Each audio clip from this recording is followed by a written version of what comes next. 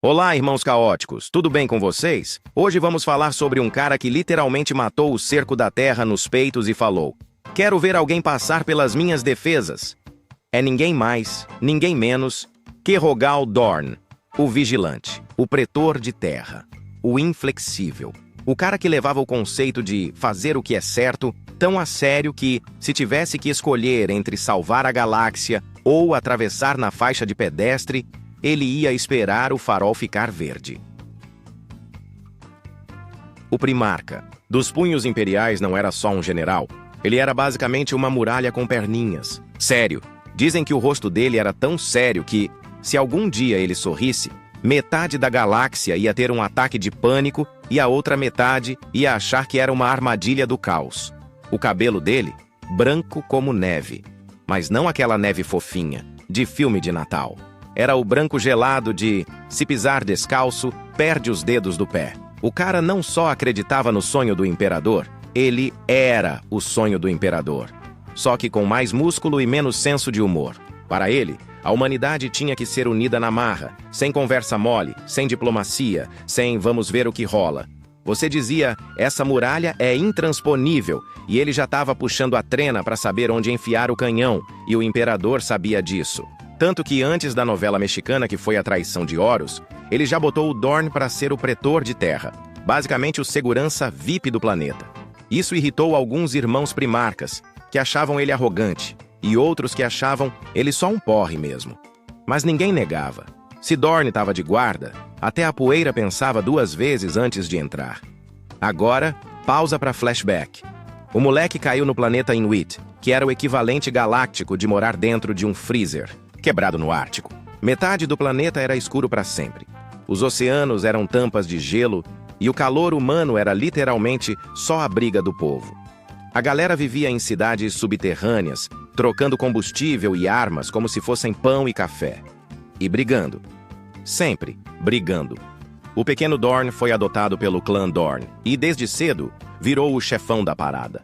Dominou Inuit, depois todo o aglomerado estelar e ainda achou a Phalanx, uma nave colossal da Idade das Trevas que ele reformou como se fosse uma Brasília velha que vira carro de arrancada. Quando a Grande Cruzada chegou, o Imperador não achou só o filho perdido. Ganhou um império inteiro treinado para a guerra e uma nave que parecia um soco de ferro flutuante. Dorn foi o 7º primarca encontrado e já assumiu a Legião dos Punhos Imperiais com aquela postura de "vamos organizar essa bagaça direito". Ele era tão leal que até ganhou uma estátua em Macragge, ao lado do Robot Guilliman. E convenhamos, Guilliman deixar alguém dividir espaço com ele é tipo você emprestar controle de videogame pro primo e não ficar com o cabo ruim. Nas batalhas, Dorn era precisão matemática e frieza cirúrgica. Horus uma vez brincou: se eu e os lobos lunares atacássemos uma fortaleza defendida por Dorn, essa guerra nunca ia acabar. Spoiler. Essa piada virou tragédia rapidinho. Antes mesmo dos punhos imperiais chegarem no rolê onde deviam estar, a treta da heresia de Horus já tinha estourado e vindo atrás deles. Os caras ficaram um tempão presos numas tempestades da disformidade. Pensa num engarrafamento cósmico cheio de demônios no acostamento. No meio desse perrengue, trombam com a fragata Eisenstein, da Guarda da Morte, toda detonada, e escutam o capitão Nathaniel Garro falando. Então, o Horus traiu geral. E o Dorn, com aquela cara de fala mais uma mentira que eu te mato, quase transformou o Garro em tapete. Só acreditou depois que ouviram o depoimento da galera que sobreviveu ao massacre de Istvan III.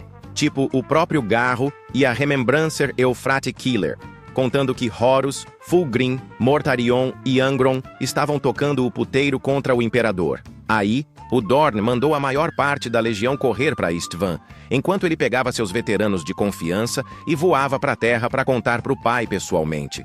Só que no caminho ainda rola a Batalha do Sistema Fal, onde os punhos imperiais estavam ganhando dos Guerreiros de Ferro, até receberem um zap astropático do Dorn, mandando largar tudo e voltar para a Terra. Resultado, morreu gente pra caramba e até hoje tem nego dizendo que foi um dos maiores vacilos dele. Enquanto isso, a Legião Alfa fazia o que sabe fazer de melhor.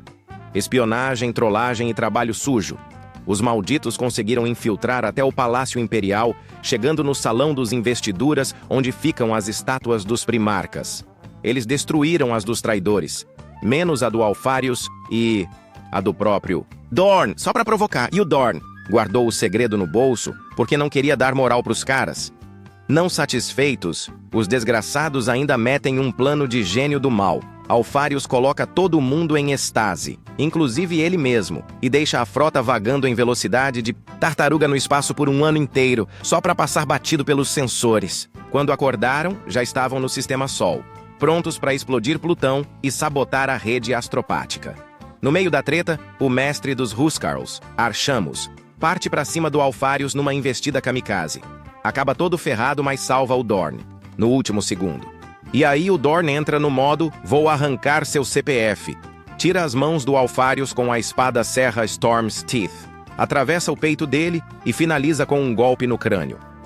Resultado: Alfarius no chão, Legião Alfa vazando.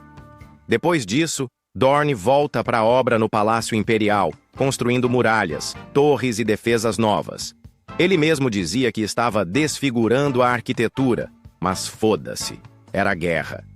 Ainda mandou tropas para Marte para pegar armas e munição com a galera leal do Mecânicos antes que o planeta virasse playground do Mecânico Negro. Aí chega o cerco de terra. Os punhos imperiais seguram firme nas muralhas até que Horus baixa os escudos da nave para chamar o Imperador pro X1 final. Dorn pega seus veteranos e se teleporta lá pra dentro, mas cai longe pra cacete.